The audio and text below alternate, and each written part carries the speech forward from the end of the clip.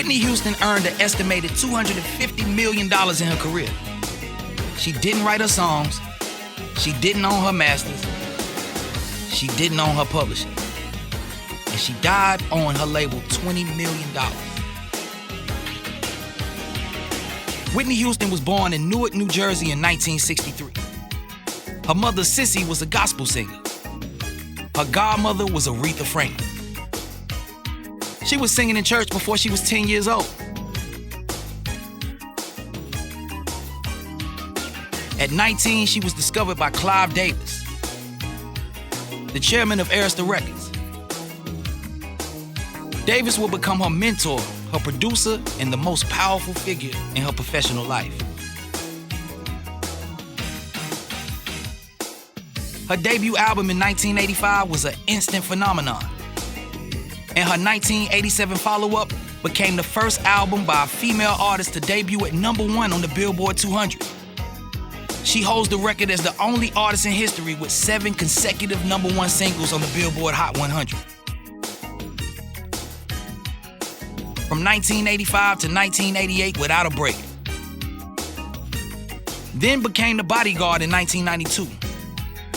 The soundtrack sold over 45 million copies worldwide.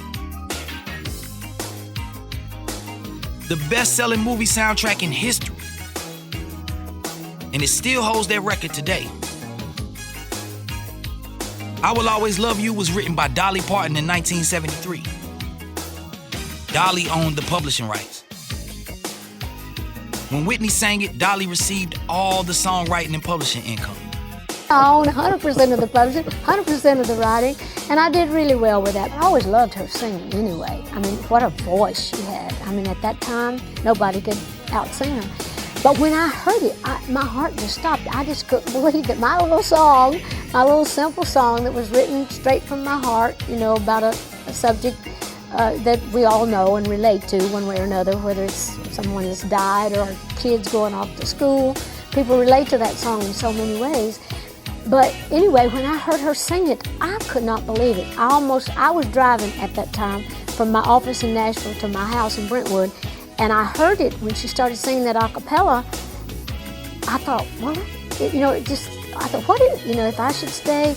And it took a minute to realize. And then when it went into with the music part where she was singing, I honestly thought I was going to have a heart attack. Whitney was paid as the singer. The label owned the masters. The songwriter owned the publishing. She was the most valuable piece of the machine and owned none of it. In 2001, she signed a new deal with Sony Arista, $100 million, the largest recording contract in music history at the time. It appeared to be all good, but it was actually an advance against the future sales that she would never deliver. Recording contracts are not gifts. Every dollar advance must be earned back through album sales before the artist can see a cent. She earned $40 million of the $100 million she owed, but then the sales stopped. By the mid-2000s, she was financially dependent on Clive Davis for personal loans. Davis reportedly lended her $1.2 million to pay debts and fund rehabilitation. Her personal expenses were extraordinary. Multiple homes, large staff, legal battles, ongoing rehabilitation costs, and a drug addiction that canceled tours and killed contracts. On February 11, 2012, she was found unresponsive in her room at the Beverly Hilton Hotel, hours before she was due to perform at Clive Davis's annual pre-Grammy party downstairs. She was 48 years old. Her estate at death was a negative net worth of $20 million. She owed her label more than she owned. The woman who sold 200 million records died in debt. Now compare this to Michael Jackson. He owned his masters. He owned the Beatles catalog. He owned his publishing.